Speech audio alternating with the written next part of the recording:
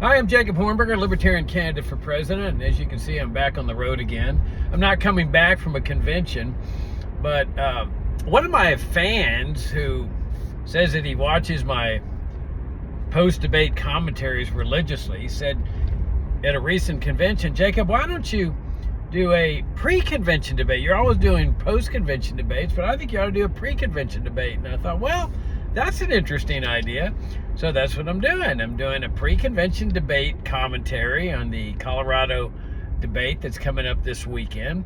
I'm right now on the road to take my dog for another hike, my little Princess Cassie. Today we're going to do the WNOD trail. Really nice trail, about 10 minutes from my house. It's a 50-mile long paved bike trail. It's primarily for cyclists, but people walk along it. And then for much of the trail, they have a parallel dirt trail, and that's the one Cassie and I use. So we'll be heading on over there, but I want to give you a pre-debate commentary on the Colorado Libertarian Party debate. So I'll be returning to my old stomping grounds for when I started the Future of Freedom Foundation, because while we've been here in Virginia for, 30 years or so, a lot of people don't realize that FFF was actually founded in Denver, Colorado. And I lived 3 years there from 1989 to 1993. Loved Denver, loved Colorado. And one of the real firecrackers in the Libertarian Party at that time was a woman named Mary Margaret Glenny. And I don't know what ever happened to Mary Margaret, but boy, she really built up the party. She built the foundations. The party that exists today, I guarantee you, is built on the foundations that Mary Margaret Glenny did. And she was a good friend, and she would invite me to speak at the conventions, and it was always a big honor to do so. In fact, I know there's women's groups within the Libertarian movement and the Libertarian Party, Ladies of Liberty, and others like that. And I think Mary Margaret may have been the first one to get this kind of thing going, because she had a big conference in Fort Collins, Colorado, one year called the Women in Libertarianism Conference. And the featured speaker was Barbara Brandon, and she asked me to go and pick up Barbara at the airport and take her to Fort Collins, which was great. I had like an hour and a half conversation with Barbara Brandon. So that was the early days there. But I started FFF there. Those are difficult days, starting a foundation from scratch.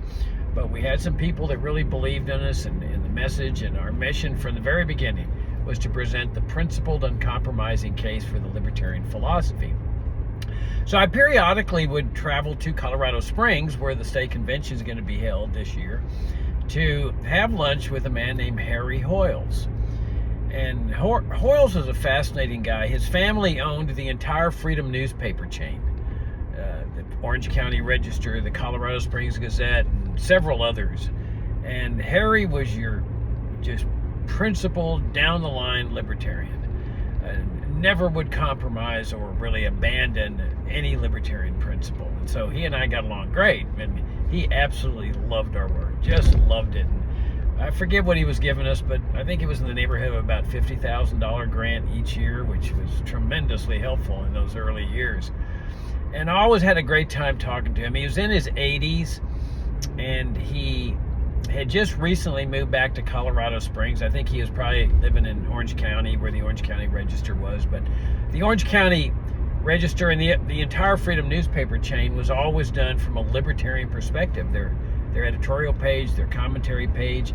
For a long time, they had a guy named Robert Lefebvre that was writing for them, and you can Google Lefebvre. He was just one of the real giants in the libertarian movement back in the day. So it was always a fun thing to go down to Colorado Springs and have lunch with Harry, and we would have lunch at the Broadmoor, which is this country club type place there in Colorado Springs. Beautiful place. And he was a member, of course, and he always treated me.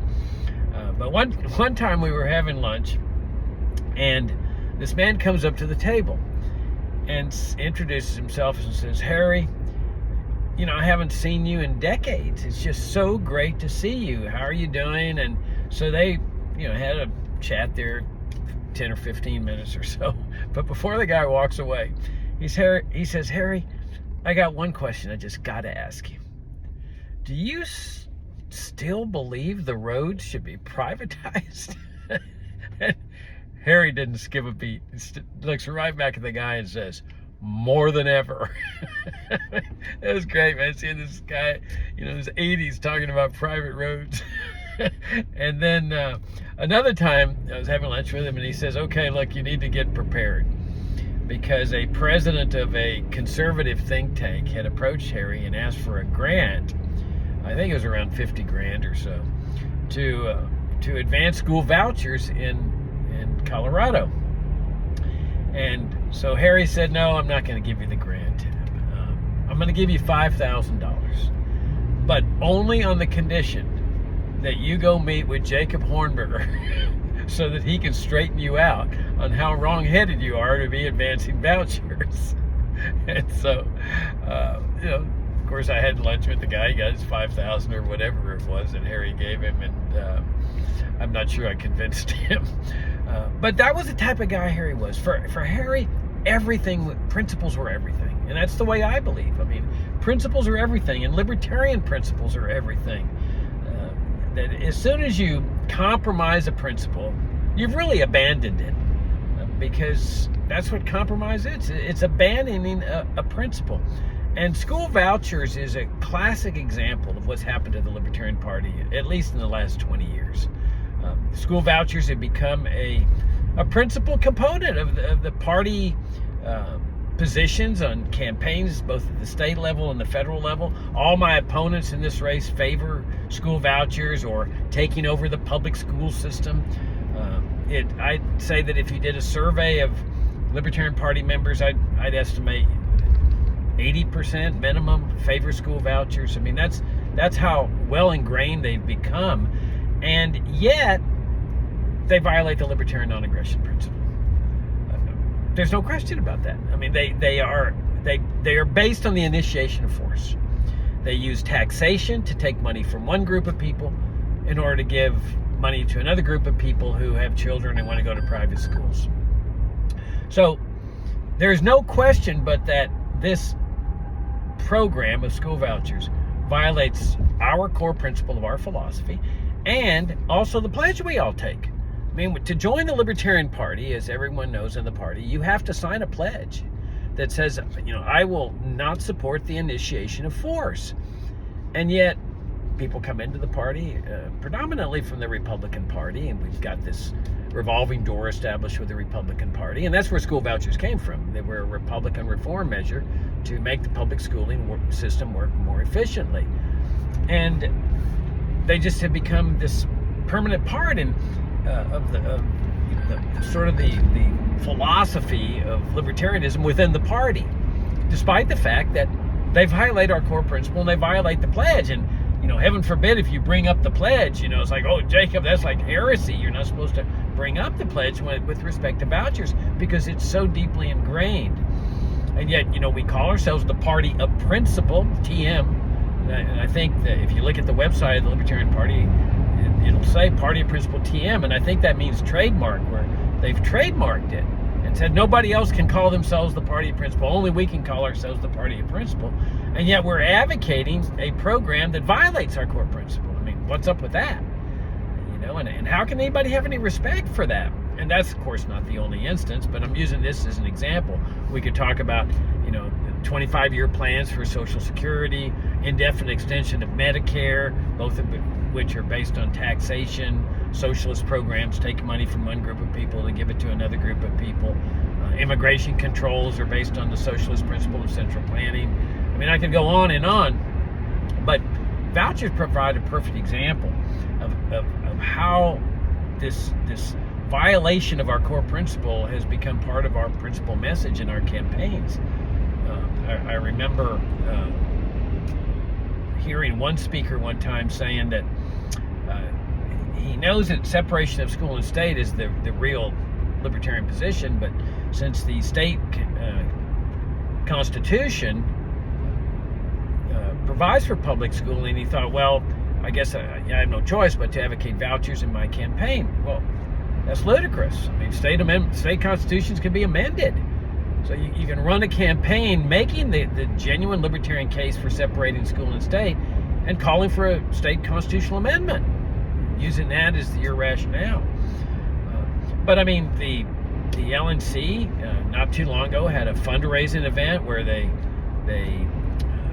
featured a major proponent of school vouchers. They sent out a fundraising letter saying, would you help us with advancing school vouchers? I just got a new one that says, would you help us get libertarians elected to school boards? Now, public schooling is a massive socialist program. Vouchers are a reform program, a socialist reform program to reform a socialist program like public schooling. But public schooling is, I think, the most massive socialist program at the state level. I mean, it's based on coercion, indoctrination, regimentation. I call it Army Light. It's like going to the Army. Conscription. People are forced to send their kids there. It's central planning.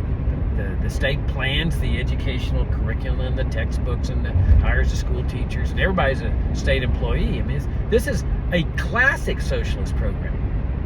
And here's the Libertarian Party hierarchy saying, and my opponents as well. My opponents want to use the presidential campaign to get libertarians elected to school boards, to take over the public school system, so that we can show the American people that we can run socialism as well as Democrats and Republicans. Well, to me, this is a disaster. Just an absolute disaster. But it shows you what's happened to the party in the last 20 years, where we call ourselves the party of principle, and yet here we are advocating things that violate our principles. Now, the critique that my opponents level at me is they say, oh, Jacob, you're just trying to show that you're more principled and more libertarian than the rest of us, which is ludicrous. It's ridiculous. I mean, how would you even measure such a thing? It's impossible to measure. Somebody that supports drug laws and opposes immigration controls, is he more libertarian than the person that holds the opposite views? How would you measure such a thing? No, what I'm referring to is freedom. That our job in this party is to lead America to freedom. And you're not going to lead America to freedom with reform, like school vouchers. School vouchers cause people to focus on vouchers. And the argument is, oh, well, these can improve the public school system through choice and competition. Well, you're not going to raise people's vision to what freedom is with that kind of argument. All they're going to do is focus on vouchers and whether they really improve the public school system or not. The arguments for separating school and state are entirely different. They're at an entirely different level. It's why we should get government out of education entirely. I mean, it destroys people's minds. This mindset of conformity and regimentation and memorization. It's essentially indoctrination. The same kind of indoctrination that takes place in the military when somebody's drafted. But this is in a kid's most formative years, all the way till he's 18 years of age. And notice what happens is that, every kid up to 6 years of age loves to learn. I mean, it's just natural. He bedevils his parents with why, until parents are going crazy. But by the time he's 18, he's not asking why anymore. He just hates schooling, he hates reading, he hates learning. Not all of them. Some people survive and are able to make it through college and so forth. But by and large, they destroy the love of learning with this state institution. That's what socialism does. And so we've got to just make the case for getting government entirely out of education. Even at a presidential level, it's my conviction that it's not enough when they ask you about education to say, oh, well, I'm going to abolish the Department of Education. Ronald Reagan wanted to abolish the Department of Education. Republicans say that often. That's not the freedom case. I think it's incumbent on an LP presidential candidate to say, we want to get government entirely out of education. I mean, I realize the federal government doesn't have anything to do with public schooling, well, except for all their grants and stuff, but abolishing the Department of Education doesn't make the case for educational liberty. And I think that's what we ought to be doing, and making the case for liberty at all levels of government in our presidential campaign, so that people can see what a genuinely free society is all about. And like I've said throughout this campaign, our job in this party is to lead America to freedom. And we're not going to do that by advocating the continuation of Social Security, Medicare, Medicaid, so-called tax refund schemes, and income taxation, and printing money to pay for all this thing. Immigration controls, which are based on the socialist principle of central planning, and school vouchers. I think if we're going to lead America to freedom, we got to make the case for freedom. And that's where our principles come in. This is what Harry Walls understood, that principles are everything. And our principles in this party, in this movement, are our greatest asset. Okay, this is what we need to go into battle with against Democrats and Republicans. We can't copy them. If we copy them on school vouchers, which we've done, that vouchers are a Republican measure that the Libertarian Party has copied because so many Republicans came into the party and convinced party members that this was necessary to garner votes. And the same thing with Social Security privatization and opt-out plans and health savings accounts and keep Medicare intact, tax refund schemes, like my opponents in this race favor, which is the flow. The flow's been going on for 20 years. We're not going to lead America to freedom that way. We're going to lead America to freedom by espousing our principles, the genuine principles of libertarianism. And that's what I think we ought to do in this campaign is give Americans something they're not expecting. We're at 0% in the polls now. That's down from 1.1%. We already know the results. I mean, if voters' sentiment hasn't changed over 3 years, it's not going to change over the next 6 or 7 months. There's just not a constituency out there for this message of school vouchers and immigration reform and Social Security privatization, except in the Republican Party. It's a popular message in the Republican Party. It cannot garner votes for a Libertarian Party candidate. We've seen that. 1.1% 3 years ago. 2 of my opponents ran for Senate and Congress on the federal level just a year and a half ago. One got 2%, one got 1%. We're now at 0% in the polls.